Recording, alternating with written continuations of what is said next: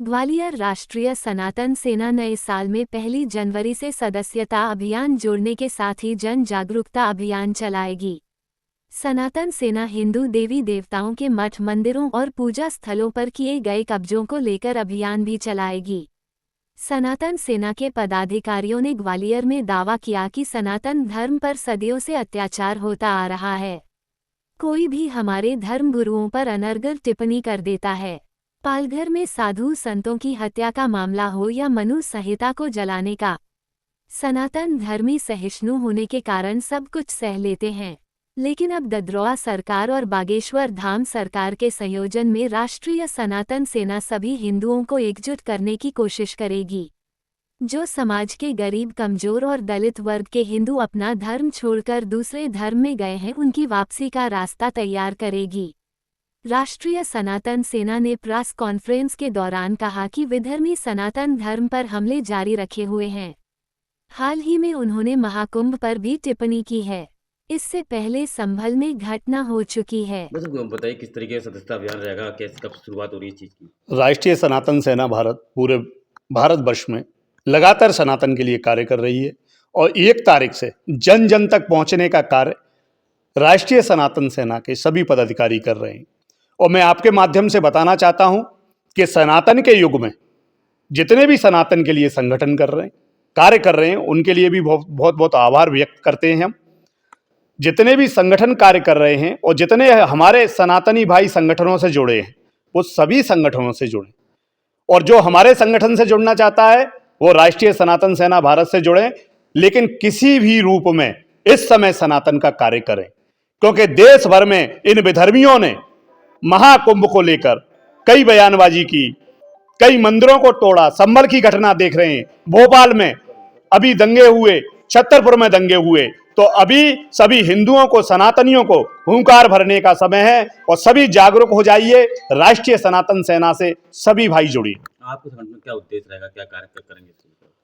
हमारे संगठन का मुख्य उद्देश्य सभी हिंदू भाइयों को, सभी सनातनियों को एक माला में पिरोना, सनातन के लिए जागरूक करना।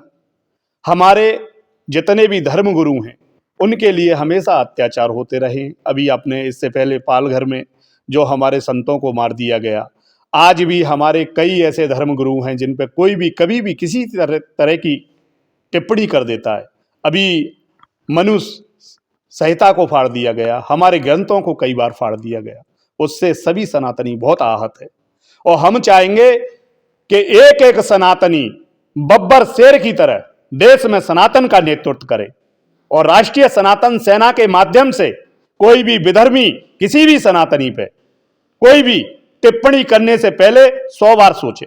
धर्म परिवर्तन के भी कई मुद्दे उठ रहे हैं और कहीं ना कहीं उस दिशा में किस प्रकार से आप लोग काम करें? जिन लोगों ने, हमारे प्रिय भाइयों ने, सनातनियों ने, क्योंकि एक ही धर्म सनातन है, सभी पंथ हैं, किसी भी अभाव में, प्रभाव में, शक्ति प्रदर्शन से जो हमारे भाई हमारे घर से चले गए हैं, मैं उनको पुनः सनातन में बुलाना चाहता हूं।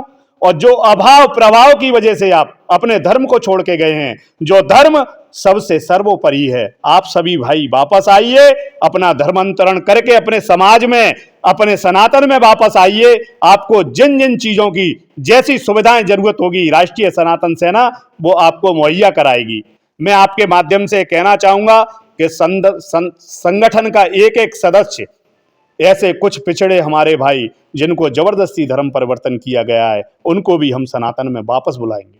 ठीक। देश में कौन कौन से राज्यों में सनातन सेना के सदस्यता अभियान शुरू हो रहा है? राष्ट्रीय सनातन सेना भारत पूज्य गुरुदेव दंदरौआ महाराज जी के आशीर्वाद से, बागेश्वर जी के आशीर्वाद से पूरे देश भर में कार्य कर रही है। हरियाणा, राजस्थान, मध्य प्रदेश, उत्तर प्रदेश, असम, पश्चिम बंगाल, महाराष्ट्र, हर जगह, उत्तराखंड, हर जगह हमारे पदाधिकारी हैं, लगातार दिन रात एक करके सनातनियों को जागरूक कर रहे हैं। सदस्यता अभियान सभी जगह होगा? सदस्यता अभियान पूरे भारतवर्ष में चलाया जाएगा।